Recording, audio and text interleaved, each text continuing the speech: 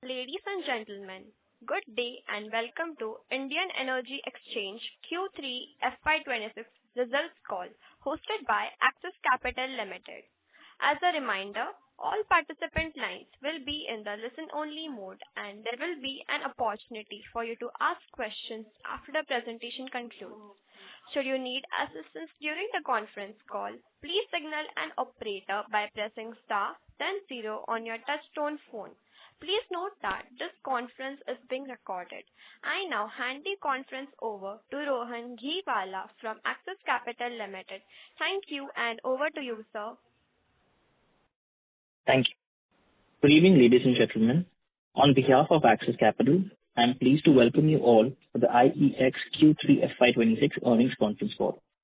We have with us the management team of IEX, which is represented by Mr. Rohit Bajaj, Joint Managing Director, Mr. S.N. Goyal, Chairman and Managing Director, Mr. Vineet Harlalka, Chief Financial Officer, Mr. Amit Kumar, Head of Market Operations, New Product Initiatives and Exchange Technology, and Ms. Aparna Garg, Head Investor Relations and Corporate Communications. We will begin with the opening remarks from Mr. Rohit Bajaj, followed by an interactive Q&A session. Thank you, and over to you, sir. Good evening, friends. A very happy new year to all of you and a warm welcome to the IEX earnings call for Q3 FY26. With me today on this call are Shri Satyanarayan Goyal, CMD, IEX, Mr. Vineet Harlalka, CFO and Company Secretary, Mr. Amit Kumar, Head of Market Operations and Exchange Technology, Ms. Aparna Garg, Head of Investor Relations and Corporate Communications, and Mr. Aditya Wari. India continues to be the fastest growing major economy in the world, posting a strong GDP growth of 8.2% in the second quarter of FY 2026. In the backdrop of continued global uncertainty, the International Monetary Fund (IMF) has recently revised India's GDP growth estimate for FY 26 to 7.3% from its earlier forecast of 6.6%. This growth path has been driven by robust domestic demand, heightened investment activity, and steady performance across industry, services, agriculture, and construction. Policy reforms such as rationalization of GST rates, new labor laws, and the recently concluded India-EU Free Trade Agreement have also finally firmly positioned India on a long-term trajectory towards becoming the world's third largest economy by 2030. On the power sector front, electricity demand picked up during December with an increase of 6.6% on a year-on-year basis. However, prolonged monsoon in 2025 led to a lower electricity requirement across the country. Consequently, electricity demand during Q3 FY26 remained flat at 392 billion units. For 9 months FY26, demand also remained subdued at 1,286 billion units, similar to the corresponding period of FY25. Going into January, demand has increased to 6% compared with a year ago. During the first 9 months of FY26, an additional 44.7 gigawatt of installed capacity across thermal and renewable sources was added, taking total installed capacity to over 500 gigawatts. Renewable energy accounted for more than 50% of the total installed capacity. Notably, India achieved the milestone of sourcing 50% of its cumulative installed electric power capacity from renewable sources, 5 years ahead of the 2030 target. On the fuel side, ample fuel has been available at competitive prices. India's coal production reached 272 million tons in Q3 FY26, similar to 273 million tons produced in Q3 FY25. At nearly 722 million tons, production in the first 9 months of FY26 has also remained similar compared with the same period in FY25. Coal inventory as of January 17th stood at 25 days. For the quarter, imported coal price for 4200 GAR coal declined to nearly $47 per ton, a decline of 10% compared with the same quarter last fiscal. Overall, the fuel situation for the sector has remained comfortable. Let us now talk about few important regulatory updates and policy initiatives. The government has released Draft National Electricity Policy 2026, aimed at aligning the power sector with Viksit Bharat goals over the next 2 decades. Draft prioritizes cost-reflective tariff reforms, a phased reduction in cross-subsidies, and time of day peak hour pricing to improve efficiency and strengthen Discom finances. It sets ambitious consumption targets per capita electricity use rising from 2,000 units by 2030 and over 4,000 units by 2047, and calls for stronger generation, transmission, and distribution planning.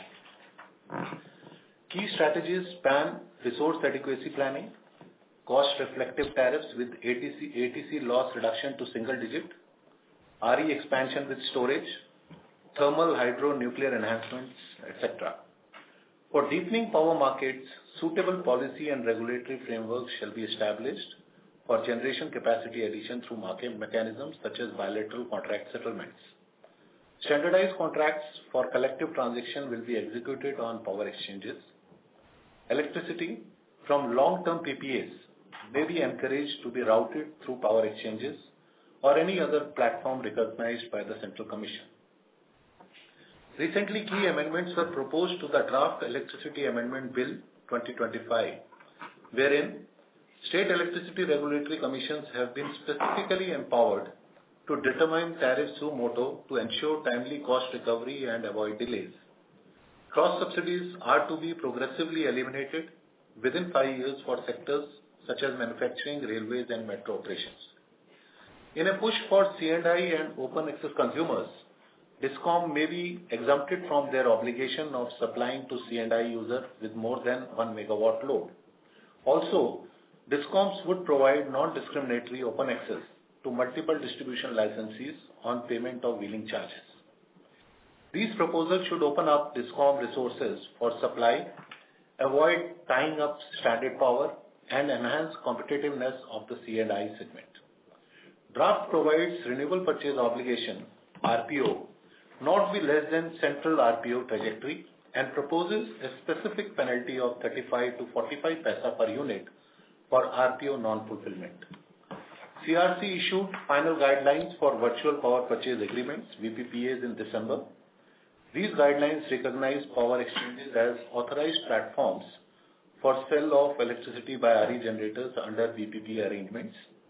Renewable generators entering VPPAs would be selling the electricity component in the collective segment on power exchanges. This should help increase volume on exchanges. In reference to the carbon market, final notification regarding greenhouse emission intensity (GEI) targets have been published by Ministry of Environment, Forest and Climate Change for obligated entities across 7 sectors such as aluminium, chlor-alkali, cement, pulp and paper, petrochemicals, petroleum and textiles. Final notifications are awaited for the iron and steel sector. The baseline emission of these 7 sectors with base year FY24 is 480 million tons equivalent, with targeted reduction to 465.32 million tons equivalent by FY27. These sectors cover around 16% of India's GHG emissions. This development has laid the foundation of trading of carbon credit certificates on power exchanges. The MOP had earlier issued the final notification on renewable consumption obligation, RCOs. The notification defined RCO fulfillment method to also include RECs acquired under VPPAs, among others, and also provided for fungibility of obligation under wind, hydro, and other components. We have sought CRC approval to align our green contracts with the revised RCO components. The order in the matter is reserved. Once aligned, these contracts will provide due clarity to market participants for RE sale procurement, which has the potential to increase RE participation going forward. CRC issued an order on implementing market coupling on 23rd July, in which the regulator decided to initiate the process of implementation of market coupling of day-ahead market. According to the order, this was to be done by January 2026. IEX has filed an appeal in Appellate Tribunal for Electricity (APTEL), and today the hearings concluded. We expect the final order to be released shortly. Moving on to performance. In Q3 FY26, IEX recorded electricity trading volume of 34.1 billion units, a year-on-year growth of nearly 12%. For the first 9 months of FY26, electricity volume touched nearly 102 billion units, higher by 14.3% or on a year-on-year basis. Revenue for the company grew by 14% year-on-year, increasing from rupees 160.5 crores in Q3 to rupees 183.1 crores in Q3 FY26. Profit after tax increased by 11%, rising from rupees 107.3 crores in Q3 FY25 to rupees 119.1 crore in Q3 FY26. For the first 9 months of FY26, profit after tax was higher by 16.4% from rupees 312.1 crore in 9 months FY25 to rupees 363.1 crore in 9 months FY26. The Board of Directors have announced an interim dividend of rupees 1.5, equivalent to 150% of face value of the equity share. In Q3 FY26, nearly 18.6 lakh renewable energy certificates were traded, lower than nearly 27 lakh certificates traded over the same quarter in FY25. During the 9 months till December, over 115 lakh RECs were traded, higher by 4% over the same period last fiscal. The RTM segment continues its strong growth, maintaining 40% share in the electricity volume at IEX. For Q3 FY26, RTM volume at nearly 13 billion units were higher by 36% on a year-on-year basis. In the first 9 months, RTM volumes have grown 38.6% on a year-on-year basis to reach 40.5 billion units. This segment has been playing a critical role by offering flexibility in power procurement, providing immediate responsiveness to efficiently integrate renewable with the grid. Green market volume in Q3 FY26 rose 7.2% on a year-on-year basis to nearly 3 billion units compared with Q3 FY25. In the first 9 months of FY26, the segment traded over 8 billion units to be higher by 23% over the same period in FY25. The green market helps obligated entities, including distribution companies, meet their renewable purchase obligations. With capacity addition, increase in solar, hydro, and sustained supply from coal-based generation, supply liquidity on power exchanges improved and led to substantial drop in prices. In Q3 FY26, sell bids in day-ahead market of IEX increased 44% on year-on-year basis. As a result, the average day-ahead market price was rupees 3.22 per unit, down 13.2% YOY, while price in the real-time market averaged rupees 3.56 per unit, a 16% YOY drop. Even on a 9-month basis, sell liquidity in the day-ahead market in FY26 has been higher by 43% compared with FY25. The average DAM price, including during this period at 3 rupees 85 paisa per unit, has been lower by 14% compared with the same period in FY25. Similarly, the average price at rupees 3.56 per unit in RTM segment over 9 months since April has been lower by 16% on a year-on-year basis. These prices presented an opportunity for Discoms and commercial and industrial consumers to meet their demand at competitive prices and to replace their costlier power procuring through exchanges. On the products front, we continue to await approval from the CRC on our petition to extend the term ahead market contracts to 11 months. With regards to our green RTM petition, CRC has reserved its order. As mentioned previously, to facilitate merchant storage capacity in the country, we have filed a petition with the CRC for introduction of peak day-ahead market and peak real-time market segments. These segments would facilitate trading of power during high demand hours, such as late evening and early mornings. Stakeholder consultation on the same has been completed and the matter awaits further proceedings. Moving on to IGX performance, December 2025 marked 5 years of operations for the Indian Gas Exchange, IGX. IGX currently represents close to 3% of India's overall gas consumption and 20% of the spot market. Over the years, IGX has steadily expanded its market footprint, increasing the delivery points available from 4 in FY22 to 23 today, covering both domestic as well as RLNG. The product portfolio at IGX has also grown over the last 5 years, up from 6 contract types available initially to 10 contract types currently available. For Q3 FY26, IGX traded gas volumes of 17.5 million MMBTU, an increase of 8% over Q3 FY25, led by volumes from domestic gas producers, heightened power demand, and demand from city gas distribution.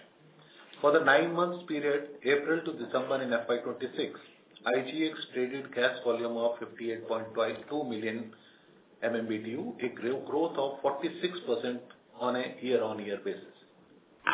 IGX recorded a profit after tax of rupees 8.8 crores in Q3 FY26, which was higher by 6% compared with 8.3 crore in Q3 FY25. For the 9 months till December, IGX recorded a profit after tax of rupees 32.5 crores, higher by 47.9% compared with rupees 22 crore in the same period in FY25. As gas prices continue their downtrend, the policy initiative remained positive in the sector. Volumes at IGX would continue to be robust. Even as weather-related events soften power demands this year, CA projection of consumption nearing 2500 BU by 2032 would continue to drive exchange volume in the coming years. To meet this surging demand, nearly 4 to 5 gigawatt of capacity is being added in the country on a monthly basis. The power sector also continues to evolve with the emergence of market mechanisms such as battery storage arbitrage, firm and dispatchable renewable energy (FDRE), virtual power purchase agreement (VPPAs), electricity derivatives, battery energy storage solutions (BESS). Already 13,200 MWh of BESS projects have been awarded under the first tranche, and tenders for nearly a third of 30,000 megawatt projects in the second tranche under VGF have also been awarded. The reduction in the battery storage cost has further accelerated BESS adoption. As recently as November 2025, AP Transport discovered rupees 1.48 lakh per megawatt per month for 2,000 megawatt 2-hour 2-cycle tender under the VGF mechanism. This is the lowest price discovered for BESS under the VGF mechanism, in a big positive start for BESS in the country earlier this month. We witnessed the first merchant BESS trades at IEX from Juniper Green Energy Limited, the largest operating BESS asset till date in the country. These developments are set to play a pivotal role in deepening India's power markets and facilitate a successful energy transition. Our diversification initiatives are also gradually gathering momentum. For Q3 FY26, the International Carbon Exchange (ICX) issued 51 lakh IREX, higher by 219% compared with Q3 FY25. For the first 9 months of FY26, cumulative 133 lakh IREX were issued, surpassing 59 lakh IREX issued in FY25. Revenue for ICX in Q3 FY26 stood at 1.8 crores and rupees 5.45 crore for the first 9-month period respectively. With regards to the coal exchange, Ministry of Coal has appointed Coal Controller Organization as the regulator for the coal exchange. MOC has also come out with the revised draft rule for exchange and invited public comments, which were open till January 19. IEX has been working with stakeholders to explore setting up first coal exchange in India. As India advances towards its net zero goal, energy exchanges are expected to play an increasingly significant role in shaping the nation's energy ecosystem. Thank you, and now we can have question and answers. Thank you very much. We will now begin the question and answer session. Anyone who wishes to ask a question may press star and 1 on their touchtone telephone. If you wish to remove yourself from the question queue, you may press star and 2. Participants are requested to use handsets while asking a question. Ladies and gentlemen, we will wait for a moment while the question queue assembles.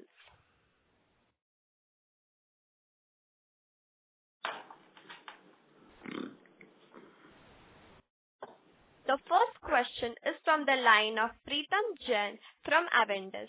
Please go ahead. Thank you. This is Ketan from Avendus. Sir, I had a question on the hearing. When would be the expected announcement date of the verdict? I understand we have to submit our written submissions by 4th Feb. When can we expect the verdict date? Can't say, but it should happen within a month's time. Okay. Okay, within a month. Okay. Also, just to follow up. Yes. So just to follow up on this, in a scenario where things don't go in favor of us, what is the next possible situation or next possible thing we are planning to do?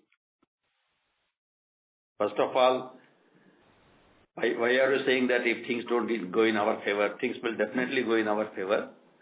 In any case, even if they have to go with the coupling, a lot of things have to be done yet. I mean, if you are following up the hearings, they have to issue that draft regulations, invite comments on that, and give statement of reason for that, why they want to do coupling. Everybody will have opportunity to comment on that.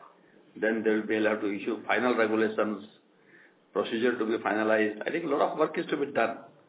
So we will have opportunity to express our views at each and every stage. And let's see. What happens. So I just want to understand how long it can get drawn on for. That's it. I'll get back on to you, sir. Thank you.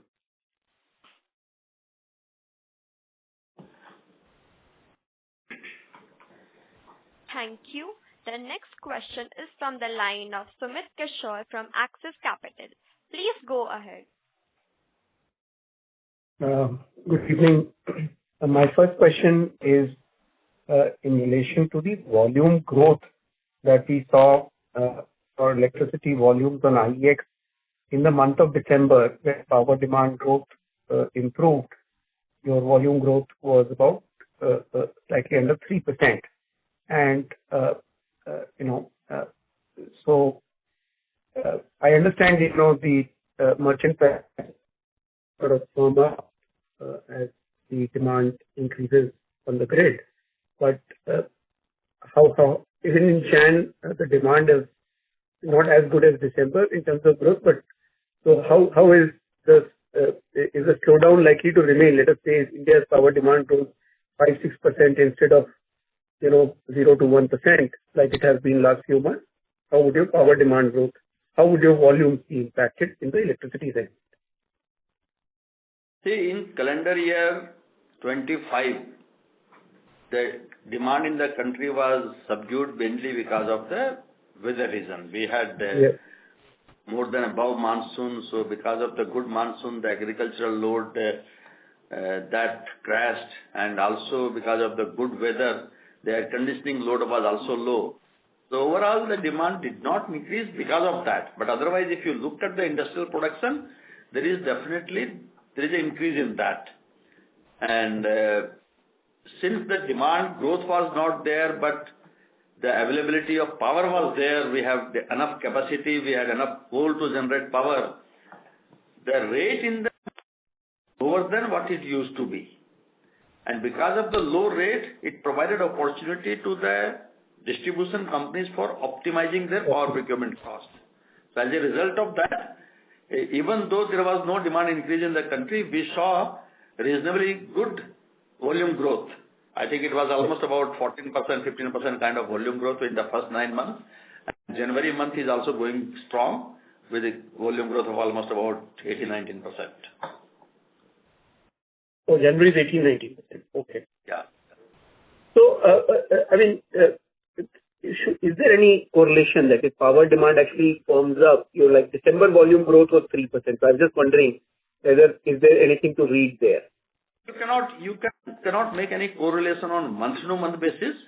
Yes, we have seen that on yearly basis, if the demand increases, definitely it leads to increase in the volume. But this year, when the demand did not increase, then also there was a volume increase because of optimization opportunity because of the low prices. So I think exchange provides both way. One can purchase power to meet the demand, and also when the demand is less, they can optimize the power under the PPA. Yes, very clear. The second question is on the REC volume. In the 9-month period, we've seen that REC volume growth has been in low single digits. So what is, and we are hearing so much on, RPO obligations and everything. So why is the slowdown, and, what is the outlook? The REC volume in the first 6 months are reasonably good. But subsequently what happened, there was, one is that the compliance which was to be done by 30th September, that timeline has been extended up to 31st of March. So some of the buyers now they have shifted their buying to the month of February, March. Second is CRC also came out with a discussion paper on REC, and wherein they have specified that in case somebody is not able to meet the RPO obligation, he can deposit amount with the government which is equivalent to 1.05% of the average price of REC in the preceding year. So with this kind of provision, many are thinking that maybe, let's see, maybe can even meet the RPO obligation by just depositing the money with the government. So because of this, the REC purchase is slightly low, but in any case, I think if you by the end of the year, we will be able to still do better than what we did last year. But this sounds like a very regressive step, right? And if you are able to deposit money and not... Yeah, we have made our submissions with the Honorable Commission that in case of REC, REC is based on the green generation of green power. Correct. So, but in case of depositing money, it is not promoting the renewable energy. So we should continue with the existing process. We have made our suggestions, and let's see what is the outcome of that. So just last one question. Typically, if I divide the standalone revenue of the company by the total gross volume, the ratio comes to less than 4 paisa. But this time it is coming at 4.00 paisa. So typically there is some discount that is there which shows up in numbers because the RECs, I remember the pricing is lower, and also you have some discount in TAM. But this time it is not showing up. Is there anything I'm missing? No, in case of REC, the transaction fees is reduced to 20 rupees. Correct. So last, in fact, it was for part of the year. This year for the full year it is 20 rupees. And even out of that also, looking at the market conditions, we have to give discount. We have to give incentives to the buyers and sellers, some amount of incentive. So, but in case of that, otherwise, in case of electricity, I think it is around 4 paisa. Yes, but if you divide the revenue for December quarter standalone, 1,439 million, by the volume, the ratio is coming to 4.00 paisa. It is typically less than that.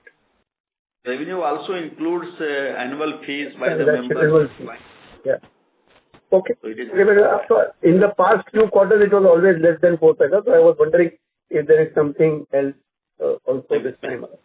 Maybe there is a variation in the monthly fee, yearly fees. The trade volume sometimes related to the revenue recognition it happens. So that also impacts slightly many times the realization and the trade volume. Okay, Vinny. Thank you so much. Thanks. Thank you. The next question is from the line of Devesh Agarwal from IIFL Capital. Please go ahead. Yeah, hi. Thank you for the opportunity, sir. So first question again on the market coupling case. If you could help us understand, is the case now boils down to whether the process was followed while the implementation of market coupling rather than the market coupling regulation itself? What are we kind of doing in the APTEL? Is it the process that we are challenging, or just the whole regulation? What we had challenged in the APTEL was that this order should be set aside because the order has not followed the due process of order making. The transparency was not ensured, and there was no merit in implementing market coupling. But during the discussions, it also emerged that CRC has mentioned that they will be doing this market coupling only after making the regulations, and during the regulation making process, everybody will have the opportunity of making the submissions. So the complete transparency will be maintained during that process. So this order is basically to initiate the process of regulation making. So let us see what is the final outcome of this. There was one round of public comments that were invited on market coupling. So you're saying for the regulation, again, CRC is required to do that. Was the staff paper. That was on the staff paper. That what are the, views on the staff paper. But when you make regulations, you issue draft regulations, which indicates the intent of the commission and why they want why that intent is, and on that they invite the comments. Right. And there was some news article mentioning staff paper is invariably not of commission. Staff paper is something, a discussion paper initiated by the staff of the commission, but draft regulations are by the commission. Understood. And so in most likely post the APTEL, there is a possibility that CRC will start the process of the market coupling regulation. Let us see. I can't say anything on that. Thank you. The next question is from the line of Abhir Pandit from Old Bridge Mutual Fund. Please go ahead. Please unmute your line and go ahead, Abhir Pandit, sir. Due to no response, we move to the next participant, Pranav Jain from Angels Capital and Finance. Please go ahead. Good evening. I just had a couple of questions. So the first one being, in your opening remark, you said that electricity from long-term PPAs might be routed through the exchanges, if I heard correctly. Can you explain me more on that? How will that work? How will the tariffs work on that? Will it be the same process? Like just a little idea on that. Yeah, so this was point related to deepening of power market, where as per the National Electricity Policy draft, suitable policy and regulatory framework shall be established for generation capacity addition through mechanisms such as bilateral contract settlements. So they are relating it to contract for difference model, where the exchanges are used to dispatch that power, and whatever realization is there from exchange, that will be kept by developer, and whatever is the missing money as compared to the strike price, which is discussed, that is settled outside the market through bilateral contract settlement. So that's the intent of this thing. And this is similar to what is being done globally across the Europe and other places, and India also. This has been discussed for a long time. And in fact, the VPPA guidelines which has come in the month of December very recently, this is also very similar to it. It is also on the basis of bilateral contract settlement. Got it, sir. Understood. And so just another question on just to understand. So even if coupling comes in DAM, but I just want to understand how, because now also it will take time for it to get implemented in the day-ahead market at first. How much longer will it take, if that happens, for that to happen in the RTM market as well? Because my understanding is it is very complicated, but just want to get your idea on it. So first of all, for implementing in the DAM market itself, a lot of work is to be done. As I told you that there are going to be draft regulations, public hearing, final regulation, process to be finalized, and a lot of things to be done. So right. And after that, Commission is already in the order. They have mentioned that they will look at the experience of this and thereafter decide whether they want to go for the RTM or not. Because in case of RTM, the complications are more. You have to do it 8 times in a day, and the timelines available for execution of market is very short. And in case of coupling event, whether the timelines available within that, whether the coupling will be possible or not, I think they will study all these things and then decide about that. Got it, sir. And so just lastly, sir, there was this news article that mentioned that the tariffs, like the exchange fees, might be cut from 4 paise to whatever, 50, zero point 0.5 on each side. What is your idea on that? Do you see that happening? I haven't heard any such thing. I mean, there are many news items, so I don't really pay any much attention to that. But as far as the commission is concerned, we haven't heard anything like that from the commission. Got it, sir. Got it. Thank you. Thank you for answering my questions. Thank you. The next question is from the line of Abhir Pandit from Old Bridge Mutual Fund. Please go ahead. Hi, sir. Thank you for the question.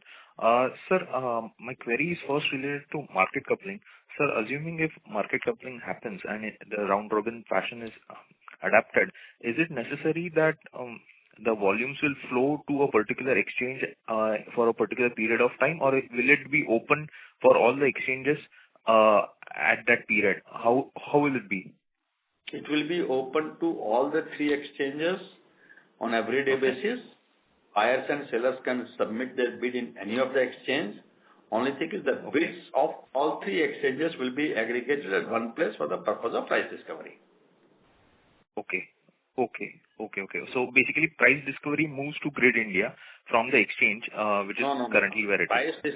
Price discovery will be done on the round robin basis.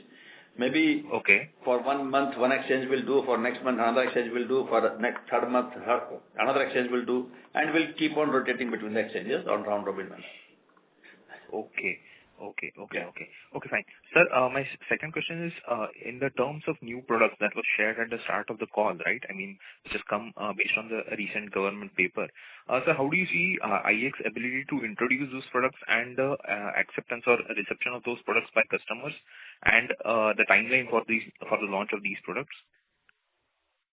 See, when we file petition with the Honorable Commission, before that we do the market survey, we interact with the customers, and based on the requirement of the market, we file petition for introduction of the contracts. And in fact, when we do public consultation also, in that also we have received good response from the market for introduction of this production, which we have filed with the Honorable Commission. So the Commission has done the hearing. So let us see. This order is reserved in 1 or 2 cases. Okay. So just one final. For these products, sir, what would be the total market size or TAM as such? In the sense, how big will it be possible? See, for long duration contract, the market size can be another 15-20 billion units. 15-20 billion units. Okay. Yeah, and green RTM is something, because a lot of renewable capacity addition is happening in the country, is going to take place in the country now. And renewable capacity has large variations. So on real-time basis, they will be able to make good those variations to the real-time green market. Today, they don't have any such product. So as the renewable capacity additions increases, the transactions to the green RTM volume will keep on increasing. And third product is basically peaking power. Today we have a shortage of power for maybe 2 months, 2 hours, 3 hours in a day during the peak hour time.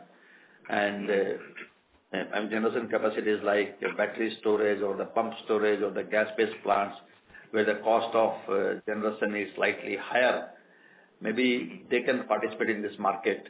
And if in this market the cap price is made slightly more, it will incentivize these kind of capacity additions in the market and help in meeting the demand during the peak time. So that is the intent of the peaking power tariff. Peaking power petition. Okay, perfect. Okay, thank you, sir. That's it from my side. Thank you. The next question is from the line of S. Ramesh, an individual investor. Please go ahead. Thank you and good evening. So in terms of your gas exchange and the carbon exchange, how would the growth in these 2 markets pan out, say, in the next 1 or 2 years compared to the growth in the power exchange? And how would that impact your growth in revenue and profitability? See, in case of power exchange, IEX, it is operating from the last 17 and a half years. So, it has attained that kind of a maturity. So growth is going to be in the range of 15 to 20%, which we have been achieving over the years. But in case of gas exchange, it's at the nascent stage. And this year, in the first 9 months, the volume increase is almost about 47-48%. And the trend in the market is that the gas prices are going to be reduced in the next 1 or 2 years. And if that happens, there will be a good traction in the market. And we expect that the gas volumes will definitely continue to grow at a rate of maybe 25-30% over the next 4 or 5 years. And what about the carbon exchange?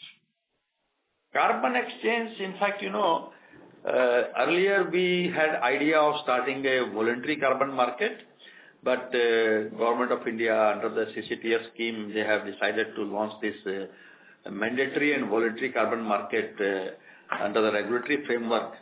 So they are making the regulations for that, and hopefully that market will start sometime in FY26 or 27 or 28. And as and when that market starts, CRC will be the regulator for that market. So it's very difficult to say at this stage what is going to be the opportunity in that when the transaction starts and looking at the market participation will work out that. Yeah, and request for a final couple of thoughts. Also on the gas exchange, as we see growth, would you also see higher margins in the gas products compared to the power products? And secondly, what is the timeline? How are you progressing on the proposed IPO for the gas exchange? See, in case of power or gas exchange, the margins are fixed. So our revenue is based on the volume we do. And as I told you that in case of gas exchange, we expect a significantly higher volume growth of 25-30% in the coming years. So I'm sure the numbers will be much better. And as far as IPO is concerned, basically, as per the regulations, we have to, our holding in the gas exchange is 47.5%. We have to bring it down to 25% as per regulations. So we have requested IGX to proceed with the IPO for this. So they have initiated action. Let's see. And maybe we plan to do it in this year. So it all depends on the different activities to be done and the clearances when we get from the SEBI. It all depends on that. Thank you very much and wish you all the best. Thank you. Thank you. The next question is from the line of Vijay from Spark Capital. Please go ahead. Good afternoon. Am I audible? Yes. Yeah. So there was this concept of checking whether coupling RTM and SEED markets, would be feasible and it's economically good. Where is that right now, sir? Or is it like only now regulations on market coupling is the priority, after that dam coupling will happen, and only after that all these things on RTM and SEED, all these things will happen?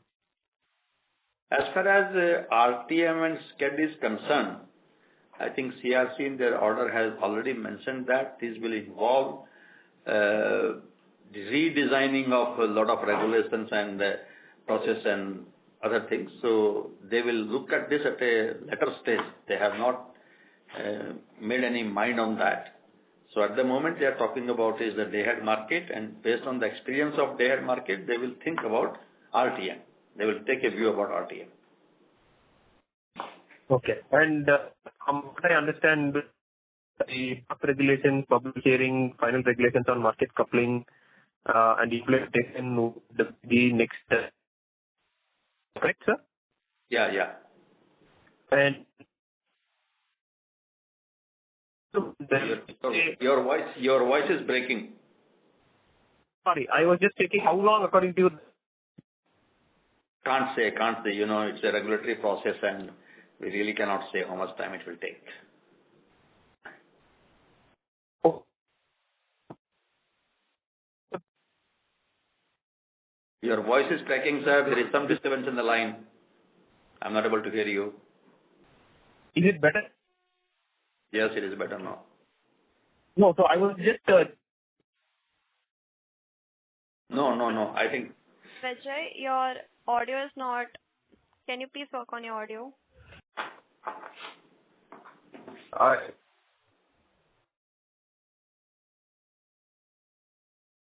Vijay, please come back in the question queue.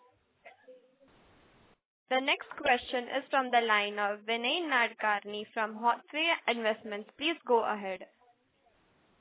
Okay. I just one bookkeeping question. What is the cash and cash equivalent as of 31st of December? We have a total cash of around 1,500 crores as on 31st of December, and out of that, the shareholder fund is around 1,200 crores. Okay. And secondly, just wanted some idea of how this virtual power purchase agreements are expected to increase demand for IEX. See, under the virtual power purchase agreement, a buyer will do the agreement with the generating company for generation of green electricity. That electricity will be sold on the exchanges, and green attribute will be taken by the company which is getting into this PPA, virtual PPA. So definitely it will increase sell volume on the exchanges, and it will have definitely a positive impact on the volume cleared also. But it all depends on the quantum of virtual PPAs which happen in the market, interest of the market in getting into these transactions. Okay. And secondly, the total unrequisitioned power that is available for transacting on the exchanges, that is currently at 7%, isn't it? Currently at? 7%. How much is it? Yeah, it is almost about 9 to 10% now. Okay. It is increasing. Earlier, NTPC was participating. Now we find that many other generators are also participating in this market. Okay. And lastly, from your vantage point, when I see the GDP growth at 7.475, and you have the IIX growth also coming up, but the power demand is not catching up. Is there some dichotomy there? What do you see?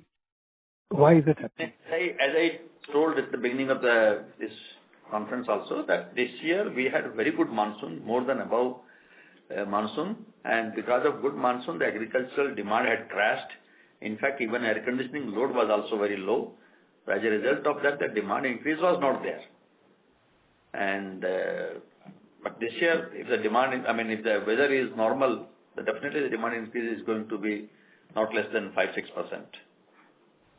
Okay, so out of this, the industrial demand continues to increase, but you are saying the agriculture and the household demand has gone down. Yes. Thank you very much, sir.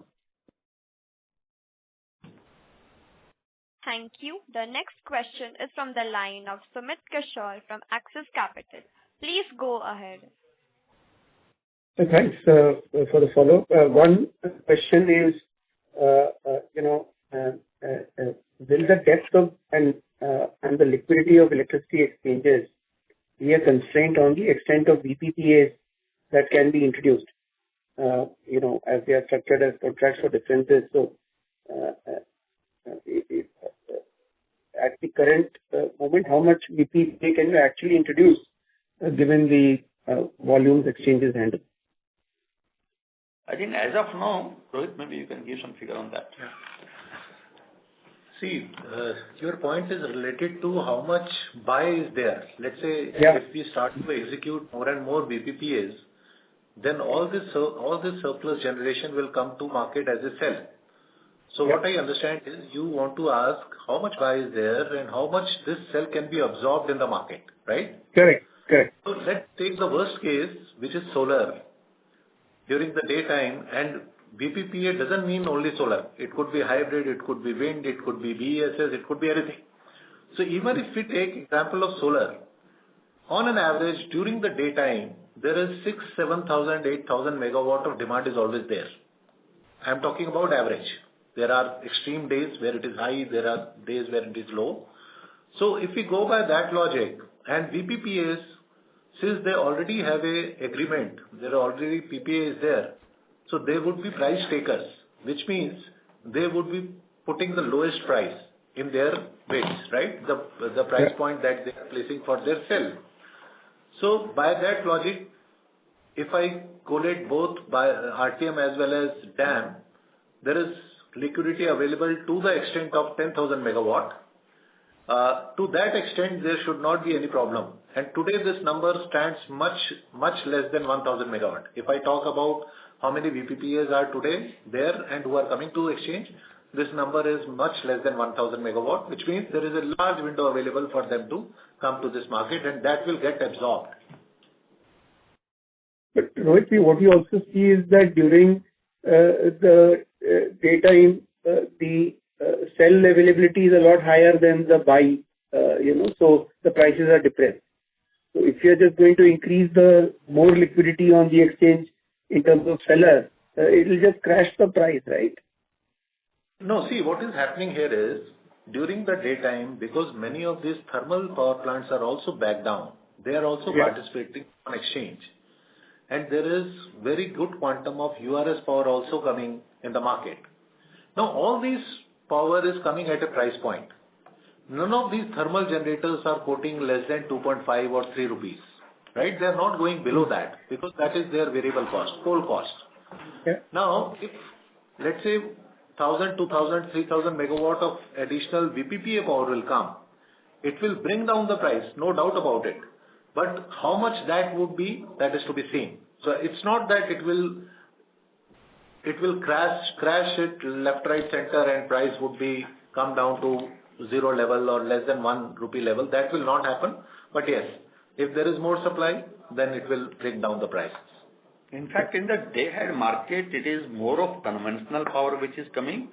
But if you look at our GDAM market, in the GDAM market, we have large buy volumes. There is an interest from the buyers, but the quantum available in the GDAM market is comparatively much lower. So when the PPAs come, VPPAs come, of course, they will come in the conventional market. But if green power comes to the market, yes, that will help us. Just one last data question. In the 9-month period, what was IEX market share in REC and the TAM segments? So electricity, overall, we are around 83% in first 9 months.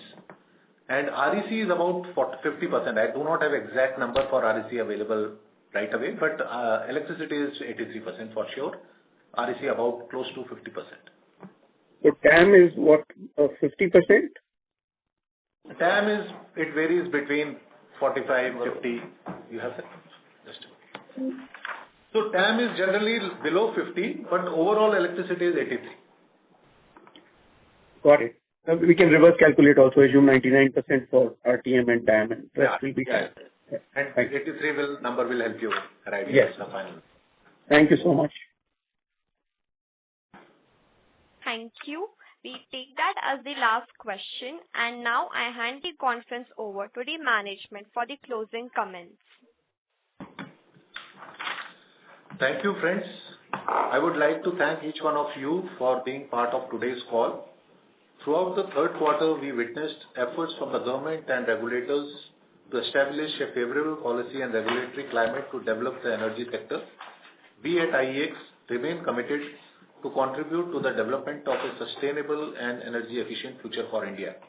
Have a wonderful evening. Thank you once again. Thank you very much. On behalf of Axis Capital Limited, that concludes this conference. Thank you for joining us, and you may now disconnect your lines.